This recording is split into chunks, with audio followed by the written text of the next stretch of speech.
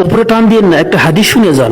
প্রিয় নবীর বলে যাওয়া 4টি ভয়ঙ্কর হাদিস যা মুসলিম জাতির মনকে এক নিমিষেই নাড়া দিয়ে দিবে। যারা আল্লাহকে বিশ্বাস করেন না, ভিডিওটি শেয়ার করে আপনার অন্যান্য মুসলিম ভাই বোনদেরকে জানিয়ে দিবেন, সেই দায়িত্ব আপনার হাতেই দিলাম। তো চলুন বেশি কথা না বলে শুরু করি আজকের ভিডিও। 1 নম্বরে যে হাদিস সম্পর্কে বলা হয়েছে তা হলো রাসূলুল্লাহ সাল্লাল্লাহু আলাইহি ওয়াসাল্লাম বলেছেন, যে ব্যক্তি অন্যের গুনাহ নিয়ে খোঁটা দেয়, আল্লাহ তাকে সেই গুনাহ না করানো পর্যন্ত মৃত্যু দিবে না। তিরমিজি 2505। আল্লাহ বলেছেন, তোমরা তোমার পাপকে গোপন রাখো এবং গোপনে আমার কাছে তওবা করো, আমি গোপনেই তোমাদের পাপকে ক্ষমা করে দিব। সুবহানাল্লাহ। 2 নম্বরে প্রিয় নবী হযরত মুহাম্মদ সাল্লাল্লাহু আলাইহি ওয়াসাল্লাম যে হাদিসের কথা বলেছেন সেটি হলো রাসূলুল্লাহ সাল্লাল্লাহু আলাইহি ওয়াসাল্লাম বলেছেন, মৃত্যুর পর তাদের মাথা পাথর দিয়ে ভাঙা হবে যারা ফজরের নামাজ না পড়েই ঘুমিয়েছিল এবং যারা কোরআন গ্রহণ করে ছেড়ে দিয়েছে। বুখারী 7047। প্রত্যেকদিন আল্লাহ 24 ঘন্টা আমাদের সময় দিয়েছেন, তার ভেতরে মাত্র 5 ওয়াক্ত নামাজ আমাদের উপর ফরজ করে দিয়েছেন। কিন্তু আমরা আজ এই ফিতনার দুনিয়ায় আল্লাহকে ভুলে গিয়েছি, নামাজ রোজা ভুলে গিয়েছি। যিনি